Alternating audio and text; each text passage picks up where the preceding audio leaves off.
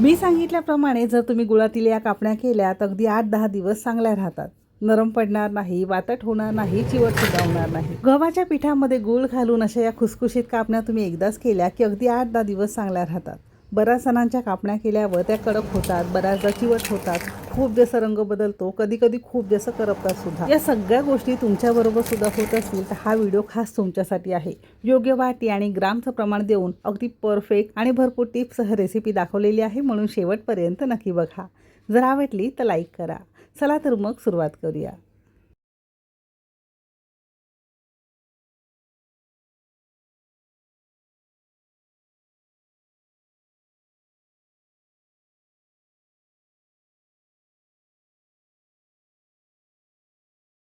गोडाचे अगदी कोणतेही पदार्थ असो, मुख्यतः गुळाचे पदार्थ.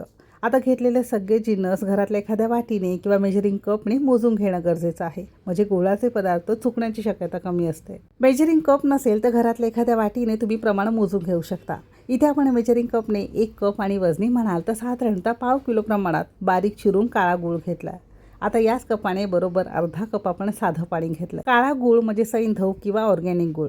आता कोणताही गूळ तुम्ही इथे वापरू शकता, पण गावठी गुळामुळे चवीलाही अगदी कापण्या छान होतात. आता तुम्हाला हवं असेल तर पाण्यामध्ये असंच तुम्ही गूळ विरघळून घेऊ शकता किंवा सरळ हा टोप गॅसवर ठेवायचा आहे आणि मध्यम आचेवर फक्त पाण्यामध्ये गूळ विरघळेल इतपतच आपल्याला हे गरम करून घ्यायचं आहे. अजिबात त्याला उकळी वगैरे आणायची नाही.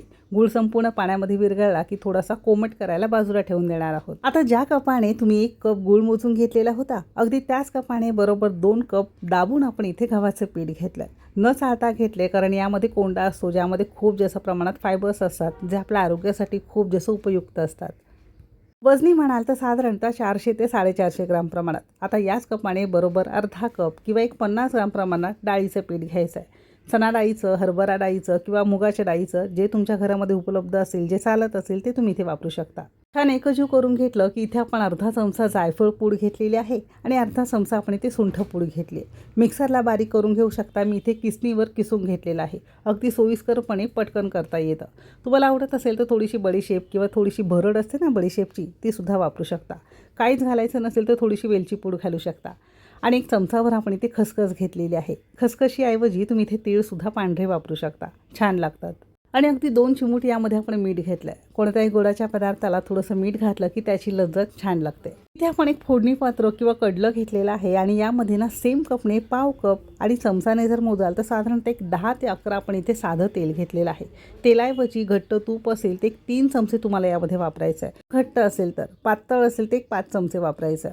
आता मोठ्या आचेवर याला छान कडकडीत आपण उकळी काढून घेतलेली आहे. असं कडकडीत तेलाचं मोहन या पिठावर घालायचं आहे, म्हणजे वर जे घातलेले मसाले असतील, जिन्नस असतील, थोडेसे गरम होतात आणि अगदी खरपूस चव कापण्यांमध्ये येते.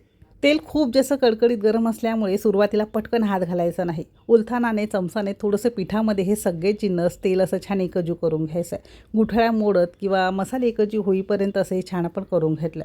थोडंसं कोमट झालं की हाताने मस्त आपण हे पीठ 2 मिनटं चोळून घेणार आहोत, म्हणजे पीठ असेल, घातलेले सगळे जिन्नस असतील, तेल असेल, छान एकजीव होतील आणि यानेच खरी चव तुमच्या कापण्यांना येते.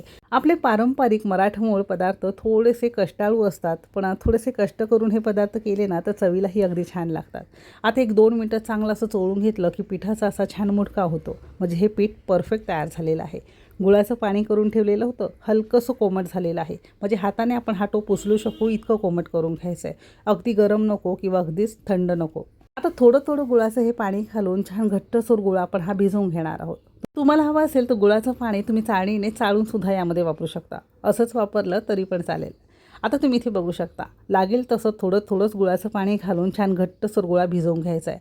गुळाचं पाणी घालताना शक्यतो लागेल तसं थोडं थोडंच वापरायचं आहे, कारण प्रत्येकाच्या पिठाची क्वालिटी थोडीशी वेगवेगळी असू शकते. त्यानुसार गुळाचं पाणी थोडं कमी जास्त लागू शकतं.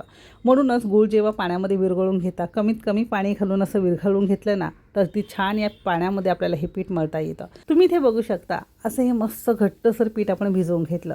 पीठ जितकं छान घट्टसर तितक्या कमी तेलकट, कमी तेल शोषणाऱ्या तुमच्या कापण्या तयार होतात.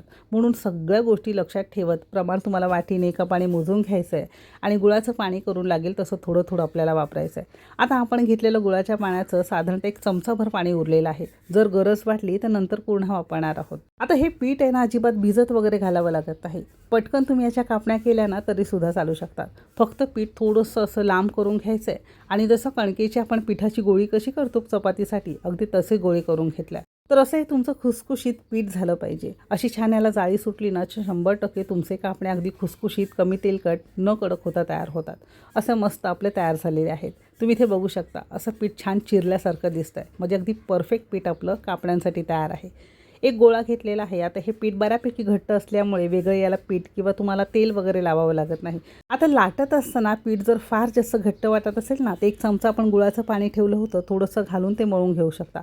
पण आपल्याला इथे अजिबात गरज लागत नाही. एक छोटीशी पुरी लाटली की यावरनं आपण 1 चमचाभर छान दोन्ही बाजूने खसखस पेरून घेणार आहोत. असं केलं की कापण्या दिसायलाही छान दिसतात आणि खातानाही स्वाद आणि मस्त कुरकुरीत लागतं. ते एका बाजूने घातलं, थोडंसं लाटून घेतलं, पुन्हा दुसऱ्या बाजूने छान लाटून घेतलं. आता आवडीप्रमाणे जसं लागेल तसं तीळ किंवा खसखस तुम्ही यावर असे करून मस्त लाटून घेऊ शकता.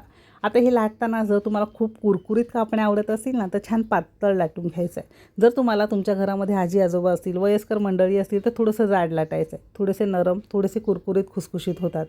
आणि माझ्याप्रमाणे जर फक्त तुम्हाला खुसखुशीत कापण्या आवडत असतील तर खूप जास्त जाड नाही, खूप जास्त पातळ नाही, चपातीपेक्षा थोडं जाड लाटून घ्यायचं आहे. आणि सुरीच्या मदतीने आपण दिवाळीला शंकरपाळी कशी कापतो अगदी तशीच कापून घ्यायची. अशा उभ्या कापून घेतल्या की आडव्या जेव्हा कापता तो उभं न राहता थोडंसं तिरकं धरायचं आहे. म्हणजे कापण्यांचा आकार किंवा डायमंडसारखा आकार याला छान येतो. तुम्ही इथे व्हिडिओमध्ये बघू शकता.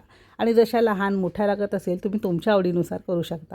अशा सगळ्या आपण करून घेतलेल्या आहेत. आता कापण्या तुम्हाला जर थोड्या थोड्या करून तळणं सोयीस्कर पडत नसेल तर एखाद्या परातीवर मोठ्या ताटावरनं अशा सगळ्या कापण्या एकसारख्या करून तुम्ही नंतर फायनली तळून घेतल्या ना तरी पण चालतात. जशा तुम्हाला आवडत असेल तुम्ही तुमच्या आवडीनुसार. तर याची जाडी तुम्ही इथे बघू शकता. फार जास्त जाड नाही, फार जास्त हे पातळसुद्धा नाही, असं सेमी पातळ आपल्याला लाटून घ्यायचं आहे. अशा सगळ्या कापण्या एका ताटावर आपण करून घेतलेल्या आहेत. अशा सगळ्या एकत्र करून घेतल्या आणि नंतर तळून घेतल्या तरी पण चालतात. या अजिबात एकमेकांना चिटकून बसत नाही. एकमेकांवर जरी ठेवलं तरी पण चालतात. आता यासाठी ना तेल फार जास्त कडकडीत गरम करून घ्यायचं नाही. अगदी नॉर्मली गरम करून घेतलं आहे. कारण गव्हाचं पीठ गूळ असल्यामुळे पटकन करपतात, रंग बदलतो. हाताला चटका लागण्याची भीती वाटत असेल तर झाऱ्यावर, उलथानावर अशा थोड्याशा कापण्या घेऊन डायरेक्ट उलट्या तेलामध्ये सोडायचं आहे. तुम्हाला हवं असेल तर हाताने सुद्धा तुम्ही करू शकता. आता जशा तुम्ही कापण्या घातल्या की पटकन तेलावर तवंगू लागतात आणि अगदी हलक्या फुलक्या तुमच्या कापण्या तयार झालेल्या आहेत असं समजावं. आणि रंग तुम्ही बघू शकता हलकासा बदललेला आहे. आणि कापण्या जर एकदा तेलामध्ये घातल्या की गॅस आपल्याला मध्यमच ठेवायचा आहे. कारण यामध्ये गूळ आणि गव्हाचं पीठ असल्यामुळे रंग पटकन बदलतो किंवा करपतात, लालसर होतो. म्हणून या सगळ्या गोष्टी लक्षात ठेवायच्या आहेत. वर खाली करत मध्यम आचेवरच साधारणतः 3 ते 4 मिनटं थोड्याशा गोल्डन रंगावर हलक्याशा झाल्या की आपण या काढून घेणार आहोत. बघू शकता अगदी मस्त झालेल्या आहेत. एक कापणी ही तेलामध्ये फुटल्यासारखी दिसत नसेल. कापण्याऐवजी सेम पिठाच्या ना छोट्या छोट्या अगदी पुऱ्या असतात ना, छान पातळ पुरीप्रमाणे थोडीशी पातळ लाटून घ्यायची आणि ती तळून मुलांच्या डब्यासाठी, नाश्त्यासाठी सुद्धा तुम्ही देऊ शकता. गव्हाचं पीठ तुम्हाला चालत नसेल तर मल्टीग्रेन आटा वापरू शकता, ज्वारीचं पीठ वापरू शकता. तुम्हाला हवं असेल तर मिक्स पिठं थोडी थोडी घेऊन त्याच्यासुद्धा कापण्या अगदी छान होतात. तर दुसरी बॅचसुद्धा आपण तेलामध्ये सोडलेली आहे आणि सेम पद्धतीने मध्यम आचेवरच अगदी छान लालसर रंगावर आपण ही तळून घेतली. सगळ्या गोष्टी नक्की लक्षात ठेवा. घेतलेलं प्रमाण एक तर ग्रामने किंवा वाटी कपाने तुम्हाला मोजून घ्यायचं आहे. पीठ घट्ट मळावं आणि तळताना शक्यतो गॅस आपल्याला मध्यमच ठेवायचा आहे. तेलाचा ताव खूप जास्त कडकडीत नसावा. या सगळ्या गोष्टी जर लक्षात ठेवल्या की अगदी परफेक्ट मस्त खुसखुशीत कापण्या तुमच्या अशा तयार होतील. खूप जास्त तुम्हाला ह्या करपल्यासारख्या दिसत नसतील, अगदी खुसखुशीत, कमी तेलकट आणि मस्त होतात. एक तुम्हाला इथे फोडून दाखवते.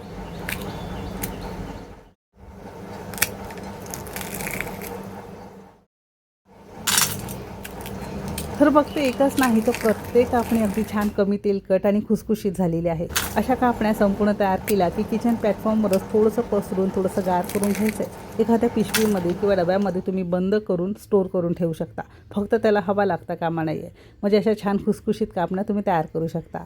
आपण घेतलेल्या साहित्यात साधारणतः एक 350 ते 400 ग्राम तुमच्या कापण्या अगदी सहज तयार होतात. रेसिपी आवडली असेल तर लाईक करा, चॅनेलवर नवीन असाल सबस्क्राईब करा, बाजूचं बेल आयकन नक्की क्लिक करा. चला तर मग भेटू एक मस्त आणि जबरदस्त रेसिपीसोबत. तोपर्यंत मस्त खा आणि स्वस्त रहा.